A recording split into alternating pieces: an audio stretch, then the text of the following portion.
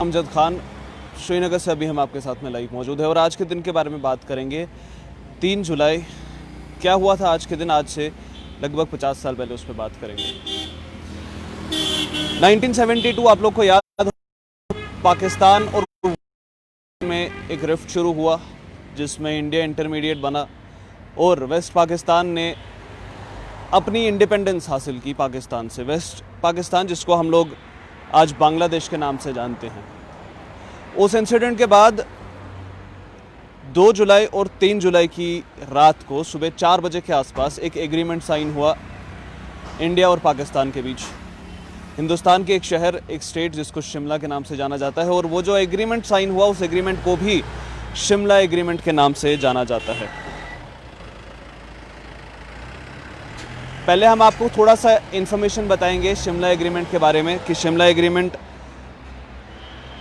कौन सी ट्रीटी थी, कौन से टाइप का एग्रीमेंट था, कौन काउंटर पार्ट्स थे, कब हुआ था, कितने साल पहले हुआ था और इसका मकसद क्या था। फिर उसके बाद जाएंगे दूसरी चीज़ पे जिस पर हम लोग बात करेंगे कि इस ट्रीटी का मकसद क्या था। ट्रीटी टाइप ये पीस ट्रीटी थी, बांग्लादेश लिबरेशन वॉर के टाइम पे हुई थी। ड्राफ्ट की गई थी 28 जून 1972 को, साइन हुई थी 2 और 3 जुलाई के बीच में 1972 में, और इम्प्लीमेंट हुई थी 4 अगस्त 1972 को। साइन लगभग आज से 47 ईयर्स अगो किया गया था। लोकेशन शिमला में की गई थी, हिमाचल प्रदेश में। कंडीशंस अगर हम बताएं तो इसमें ratification of both the parties, यानी दोनों पार्टीज एक स्टेबल पॉइंट पर आएंगी। नेगोशिएटर्स जो थे वो foreign ministries of India and Pakistan थे। जिन्होंने इस ट्रीटी को साइन किया था, Indira Gandhi prime minister of India, Zulfikar Ali Bhutto president of Pakistan. Parties India और पाकिस्तान थी और डिपॉजिटरीज जो थे इसके वो गवर्नमेंट ऑफ इंडिया और गवर्नमेंट। लैंग्वेजेस 3 लैंग्वेजेस में साइन किया गया था, हिंदी, उर्दू और इंग्लिश में। अब आपको डिटेल्स के बारे में बताते हैं कि शिमला एग्रीमेंट आखिर था क्या। शिमला एग्रीमेंट एक पीस ट्रीटी थी जो शिमला में साइन की गई थी। जिस तरह से आप ट्रीटी के नाम से ही जानते हैं, शिमला एग्रीमेंट प्रेसिडेंट पाकिस्तान और Indira Gandhi president of prime minister of India ने साइन की थी। आपको याद होगा जब वेस्ट पाकिस्तान, पाकिस्तान और इंडिया के बीच एक वॉर, जब लिबरेशन वॉर हुआ था वेस्ट पाकिस्तान बांग्लादेश का, उसके बाद इंडिया ने एक हिस्सा लिया था उस वॉर में और बांग्लादेश को अपनी आज़ादी में मदद की थी। उसके बाद जब इंडियन आर्मी के सामने पाकिस्तान ने हाथ खड़े कर दिए, पहले तो बांग्लादेश का लिबरेशन डिक्लेयर हुआ, उसके बाद एक ट्रीटी साइन हुई जिस ट्रीटी का जो महत्व है वो बहुत ज़्यादा है हिंदुस्तान और पाकिस्तान के लिए। क्योंकि इंडिया पाकिस्तान के बीच में ये ट्रीटी जब साइन हुई, इस ट्रीटी में सबसे बड़ी बात ये बताई गई थी कि कोई भी इशू जो इंडिया पाकिस्तान के बीच में पेंडिंग है वो बाइलेटरली सॉल्व होगा, यानी दो कंट्रीज़ ही हिस्सा लेंगे, कोई भी तीसरी कंट्री हिस्सा नहीं लेगी। और कुछ एरियाज जो डिस्प्यूटेड थे, जहां पर line of control, line of actual control था, उसको इंटरनेशनल बॉर्डर्स में बदल दिया गया था। काफ़ी सारे ऐसे इंडियन ब्यूरोक्रेट्स हैं जो बात करते हैं इसके बारे में। जब उनसे शिमला एग्रीमेंट के बारे में बात होती है तो वो ये कहते हैं कि जो ये एग्रीमेंट साइन हुआ था ये 2 हेड्स के बीच में साइन हुआ था, और इसमें जितनी भी बातें लिखी गई है वो दोनों ही जो हेड्स थे उस टाइम पे, जुल्फिकार भट्टो पाकिस्तान के प्रेसिडेंट और Shrimati Indira Gandhi ji prime minister of India, उन्होंने बात करके, सेटलमेंट करके इसमें दोनों ही चीज़ों को, जितने भी पॉइंट्स इसमें थे वो एग्री किए थे। लेकिन काफ़ी साल बाद अब पाकिस्तान उस चीज़ पर एग्री नहीं करता, और कोई भी जब मसला बायलेटरल इंडिया और पाकिस्तान के बीच में इंटरवेंशन मांगते हैं, जैसे एक बड़ा एग्जांपल कश्मीर का है।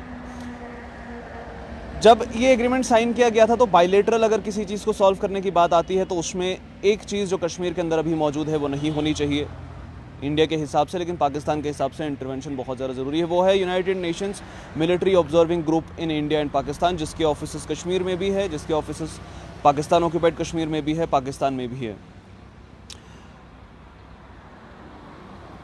ये जो एग्रीमेंट है इसके बारे में एक है कि ये काफ़ी सारी रिलेशनशिप्स को बचाता है, इंडिया और पाकिस्तान के बीच में काफ़ी सारे रिफ्ट्स को क्रिएट करता है, लेकिन ऐसा बिल्कुल नहीं है। अगर हम आपको थोड़े से डिटेल्स और इसमें बताएं तो इसमें जो डिफरेंसेस हैं दोनों ही कंट्रीज़ के बीच में, उनको पीसफुल मीन्स के थ्रू, बायलैटरल नेगोशिएशंस के थ्रू सॉल्व करने की बात की थी, जिसमें इंडिया ने काफ़ी बार अपनी जो डिस्प्यूटेड बायलेटरल इश्यूज़ को बायलेटरली सॉल्व करने की बात है उसको मेंटेन किया है, जैसे कश्मीर डिस्प्यूट में हुआ। उसके बाद में शिमला एग्रीमेंट साइन किया गया, लेकिन किसी भी तरह की थर्ड पार्टी इंटरवेंशन को मना किया गया है इस एग्रीमेंट के तहत। जो एग्रीमेंट था इसने सीज फायर लाइन को 17 दिसंबर 1971 के लाइन ऑफ कंट्रोल में बदला। कोई भी जो साइड है, चाहे इंडिया हो चाहे पाकिस्तान हो, बायलेटरली डिस्प्यूटेड इश्यूज़ पे किसी भी तरह की इंटरवेंशन अकेले नहीं कर सकता, यूनिलैटरली कोई भी मूवमेंट नहीं कर सकता। अगर होनी है तो दोनों साइड से बात होनी चाहिए, फिर उसके बाद में जो इश्यूज़ है उसको सॉल्व किया जाएगा। यूनिलैटरल कोई भी नहीं चाहिए। जो एग्रीमेंट है, इस एग्रीमेंट को जब साइन किया गया तो इसमें एक बहुत ही इंपॉर्टेंट चीज़ लिखी गई, वो ये थी कि जो ट्रेड रिलेशंस हैं वो स्टार्ट किए जाएं। जो नेशनल्स हैं दोनों ही कंट्री के, चाहे इंडिया के हो चाहे पाकिस्तान के, उन लोगों के लिए ट्रैवल स्टार्ट किया जाए, बिजनेस स्टार्ट किए जाएं, और दोनों ही कंट्री के जो बायलेटरल रिलेशनशिप्स हैं उनको स्ट्रॉन्ग करने में ये जो ट्रीटी था बहुत इंपॉर्टेंट था। लेकिन इस ट्रीटी को साइन करते ही आपको याद होगा कारगिल वॉर जो मोस्ट रिसेंट 1999 में हुआ था, ऑपरेशन धूत के नाम से 1984 में जो सियाचिन एरिया है उस पर कब्जा करने की कोशिश की गई थी, लेकिन जिसको दोबारा से रीगेन किया इंडिया ने, और ये वायलेशंस देखी गई इस ट्रीटी के बाद भी। कंटिन्यूअसली ऐसी कई सारी वायलेशंस हैं जो इंडिया पाकिस्तान के बॉर्डर पे आज भी चलती हैं। आज के दिन को हम याद करते हैं शिमला ट्रीटी के नाम से, आज के दिन को हम याद करते हैं उस दिन के नाम से कि जब पाकिस्तान खड़े कर दिए थे इंडियन आर्मी के सामने, और प्राइम मिनिस्टर, हमारी जो फॉर्मर प्राइम मिनिस्टर हैं श्रीमती इंदिरा गांधी जी, उनके सामने। और जिस तरह से एक ट्रीटी साइन हुई, पहले लिबरेशन ऑफ बांग्लादेश पर, उसके बाद बायलेटरल इश्यूज़ को खुद में इंडिया और पाकिस्तान सॉल्व करेंगे, किस तरह से सॉल्व हुआ था, किस तरह से साइन किया गया था, वो सबके सामने है। लेकिन और भी काफ़ी सारे अन्य ऐसे इश्यूज़ हैं जो अभी भी इंडिया और पाकिस्तान के बीच में अराइजिंग है, जिन पर सोल्यूशंस काफ़ी हद तक नज़र तो आते हैं, लेकिन ऑन ग्राउंड वो फिर दोबारा से फेलियर। एक मोस्ट रिसेंट जो डिमांड लोगों की थी, एक मोस्ट रिसेंट जो स्टेप लिया गया, वो था करतारपुर कॉरिडोर का, जो लोगों के लिए स्टार्ट किया गया इंडिया। उसके पहले का अगर आप देखें तो जिस तरह से आप वाघा बॉर्डर को जानते हैं, बहुत ही ज़्यादा एक वर्ल्ड फेमस स्पॉट है, बॉर्डर स्पॉट है। लेकिन कश्मीर एक ऐसी जगह है जो हर बार टॉपिक्स में बना रहता है हिंदुस्तान और पाकिस्तान को लेकर के, और फिर एक बार टॉपिक्स में कश्मीर कल रात को भी बना रहा, जिस तरह से श्रीनगर के अंदर एनकाउंटर हुआ, जिस तरह से पिछले दिनों में एक वीडियो को वायरल किया गया पाकिस्तान के मीडिया द्वारा, वो एक तरह से इन सारी ट्रीटीज़ की वायलेशन है। अभी की अगर हम बात करें, एक अपडेट आपको बताना चाहेंगे, जिस तरह से प्राइम मोदी आज लद्दाख लेह के दौरे पर हैं, बॉर्डर की जो सिक्योरिटी है, जो सिचुएशन है, उसको मॉनिटर करने के लिए आए हैं, और जिस तरह से जो संदेश उन्होंने दिल्ली से बैठ कर के हिंदुस्तान की फ़ौज को दिया था, इंडियन आर्मी को दिया था कि सरकार से लेकर जनता सब आपके साथ खड़े हैं, उसका एक उदाहरण उन्होंने आज प्रेजेंट किया है लेह जाकर फ़ौजियों के साथ, जवानों के साथ बात करके। और भी काफ़ी सारी ऐसे इश्यूज़ हैं जिन पर बात करना बहुत ज़्यादा ज़रूरी है।